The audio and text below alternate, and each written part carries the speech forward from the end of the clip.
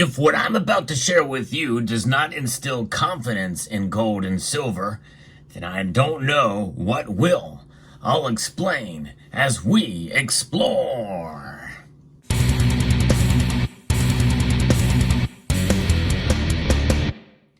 Gold and silver are resilient.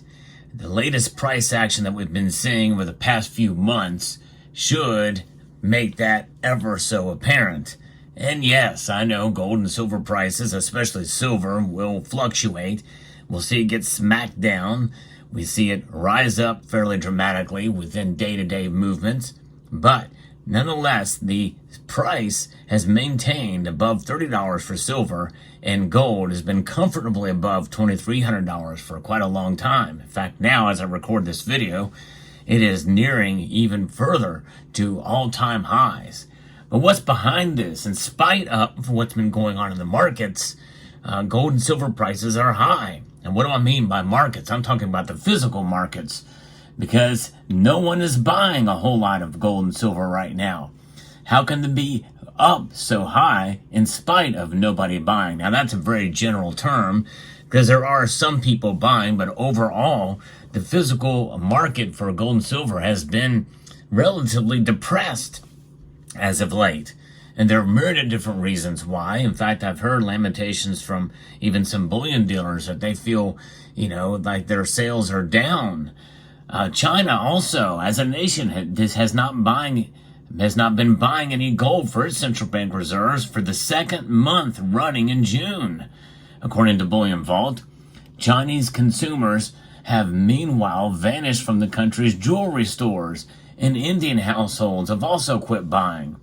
Silver-backed ETF investment funds have grown less than 5% in size from last month's 4-year low, while gold ETFs ended June at their smallest mid-year size since 2019. And after making out like bandits in 2021 and 2022, retail gold investment dealers and mints are really struggling as high prices combined with high interest rates crushed Western demand for coins and small bars. That's right. Inflation is hurting us, so we're not buying as much gold and silver these days. And by the way, myself included, and not quite as much as in prior years. But yet, the price continues to go up. It's crazy. And we're seeing even the futures market for gold get very, very close to all-time highs. And silver has topped $32.50 for the first time in 2012, and we've seen that happen fairly recently. Yet the surge has burned itself out, and silver ended with its high, and we've seen, silver trade around that $30-$31 range here now, and even with the British pound's clear relief at Labour winning a landslide UK victory over the Conservatives, still gave gold its sixth best weekend in history against the sterling pound. That's in the European for what's going on there.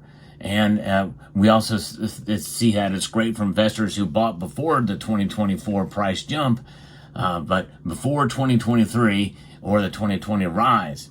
But for precious metal mints and sales teams, today, higher prices look and feel and smell like a bear market in terms of new business. And Gold Eagle sales in the United States Mint have dropped by 2/3 year to date. Australia's Perth Mint is laying off staff. Retail outlets at former market darling Germany face a state of emergency as sellbacks keep swapping demand for second-hand coin, draining cash as the last decade's buyers take profit. And we even see that other bullion dealers are struggling as well. So what's behind this? Well, I think a lot of it is because of uncertainty in the economy, keeping that market price buoyed up. And we are waiting to hear what the Federal Reserve is going to do, likely in September. And it's more and more likely that they're going to lower rates. And the market itself is anticipating that. And that's going to weaken the dollar. And it's going to make gold and silver more attractive because there's less yields that can be earned from investing in other areas. And I think that's a lot of the baking into the price. And we also have uncertainty in other areas. The recent assassination attempt on President Trump's life. We have political conventions that are starting to wind up here in the United States. The election itself and what the outcome of that will be are kind of causing a lot of great concern. We also have wars and rumors of wars, from as far east as Taiwan to what's going on in Ukraine and also in Israel right now, with Israel intensifying its campaign in the Gaza Strip and in Rafah. So those are the things that we're looking at, and among many other things that are keeping the prices up, even if people aren't buying. In fact, some people are taking advantage of the higher prices and doing more selling, which means that there are deals to be had. If you're going to buy some gold and silver right now, likely we're going to see cases where you can buy an ounce of silver for the lowest premium you've seen in quite a long time. It's an interesting time in the world of precious metals, for sure. You would think less demand would mean lower prices, including spot prices. But it just goes to show you that the physical market really is detached in many ways from the price market in the world of spot price and what drives those numbers. The flow of gold and silver through the vaults of the COMEX and the LBMA, and they've increased as of late. But there's other factors that are playing a role too. And there's some things that we just can't explain. We're just scratching our head. And that's the psychology of the market. Sometimes markets react irrationally. In fact, most of the time it seems like they do, which is why we see dramatic increases and pullbacks, corrections, and spikes that occur because they overreact. And this is something that I don't think is going to go away anytime soon. But one thing is for sure, we also know will not go away anytime soon, and that is physical gold and silver. Physical gold and silver is something that is here to stay. And we can celebrate that because we know that we measure our wealth in ounces, not necessarily the spot price. And I'm encouraging people through this time, if you can afford to do so, and by the way, how do you do that? Well, by having some of these on hand in the physical form as well as in your bank account, but have physical dollars on your person, on your in a safe place in your home. A fire protected safe is one good way to be able to have cash at home. Have it on hand so that in the case of an emergency, you will be able to have that cushion, so you don't have to liquidate your physical safe deposit box of precious metals. In other words, you have your precious metals stored at home or in a location that is secure. That's the ultimate savings vehicle, the ultimate insurance policy. The savings of last resort are your precious metals. Now, some people will take a portion of their stack and liquidate it for myriad different reasons. There may be opportunities that may arise that you can do so, but always have a contingency plan. And physical precious metals should be a part of that contingency plan, no matter what. People have stopped buying, according to one jewelry store owner in India, the number 2 gold consumer nation. People aren't buying. A person who could afford to buy around 100 and 200 grams has shifted to like 50 to 60 grams. So buying has really scaled back, but yet prices remained high. And there's also what we've seen with gold and silver have been rising, denting demand so badly amid China's wider economic slowdown and financial slump that even sudden and massive discounting by big retail names in China have really not had that much of an effect. The plunge in China's jewelry demand is already rippling through the industry.